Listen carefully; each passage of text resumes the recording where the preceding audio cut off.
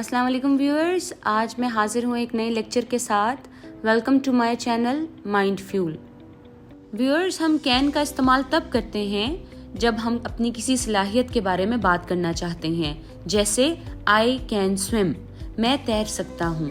I can play cricket, मैं cricket खेल सकता हूँ। या फिर जब हम किसी से इजाज़त लेना चाहते हैं, जैसे can I use your phone, क्या मैं आपका फ़ोन इस्तेमाल कर सकता हूँ। तो इन दो केसेस में हम हमेशा वर्ड कैन का इस्तेमाल करते हैं। अब चलते हैं कुड की तरफ। जब भी आप पास्ट में अपनी किसी एबिलिटी के बारे में बताना चाहते हैं कि माजी में मेरे पास ये सलाहियत थी, तो आप कुड का इस्तेमाल करते हैं, जैसे I could run fast when I was 10, मैं तेज भाग सकता था जब मैं 10 साल का था। यानी आपने बताया कि माजी में मेरे पास ये कैपेबिलिटी थी या ये एबिलिटी थी कि मैं तेज़ भाग सकता था।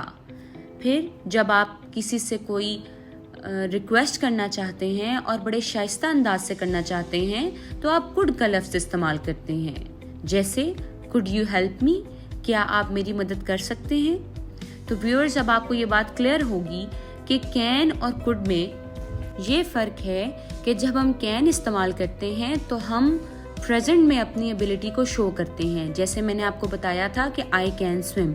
लेकिन जब आप माजी में अपनी किसी एबिलिटी के बारे में, अपनी किसी सलाहियत के बारे में बताना चाहते हैं, तो आप कुड का इस्तेमाल करते हैं। जब आप कैन की सेकंड फॉर्म किसी जुमले में इस्तेमाल करते हैं, तब भी कुड इस्तेमाल करते हैं।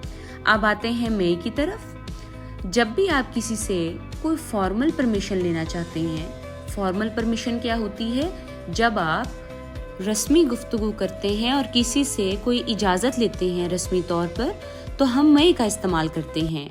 या फिर जब आप किसी चीज़ के बारे में जानते हैं कि इसके होने के इम्कानात ज़्यादा हैं और इसकी पॉसिबिलिटी ज़्यादा है कि यह वाक़या हो जाए, तब आप मई का इस्तेमाल करते हैं, जैसे इट मे रेन टुडे, हो सकता है कि आज बारिश हो जाए।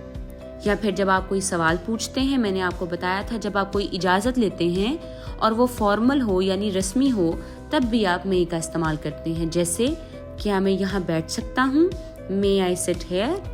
अब आपको ये क्लियर होगा कि मे का इस्तेमाल हम दो केसेस में करते हैं, एक जब हम किसी से किसी बात की इजाज़त लेना चाहें या फिर किसी चीज़ की पॉसिबिलिटी हो। अब माइट और मे में एक छोटा सा फ़र्क है। मे हम तब इस्तेमाल करते हैं जब पॉसिबिलिटी हाई होती है, जब हमें लगता है ये वाक़या हो सकता है। माइट हम तब इस्तेमाल करते हैं जब किसी चीज़ के होने के इम्कानात कम होते हैं, जैसे I might go to the party, हो सकता है कि मैं पार्टी पे चला जाऊं, यानी इस बात का ज़्यादा इम्कान नहीं है कि मैं जाऊंगा, लेकिन हो सकता है, बहुत कम पॉसिबिलिटी है कि मैं जाऊं। या फिर ही माइट बी लेट, हो सकता है कि वो लेट पहुंचे या लेट हो जाए। आपको बताने का मकसद ये है कि मे और माइट में जो फ़र्क है आप उसे समझ जाएं। यानी जब किसी वाक़ये के होने के चांसेस ज़्यादा हों या कोई रस्मी इजाज़त लेनी हो तो मे का इस्तेमाल करेंगे, और जब किसी चीज़ के होने की पॉसिबिलिटी कमज़ोर हो तब हम मे के बजाय माइट का इस्तेमाल करेंगे। अगर आपका इससे रिलेटेड कोई सवाल है तो आप कमेंट बॉक्स में पूछ सकते हैं। मेरे चैनल को देखने के लिए बहुत शुक्रिया। लाइक और सब्सक्राइब करें, और अगर आपका कोई सवाल है तो मैं उस पर भी लेक्चर अपलोड करूँगी। शुक्रिया।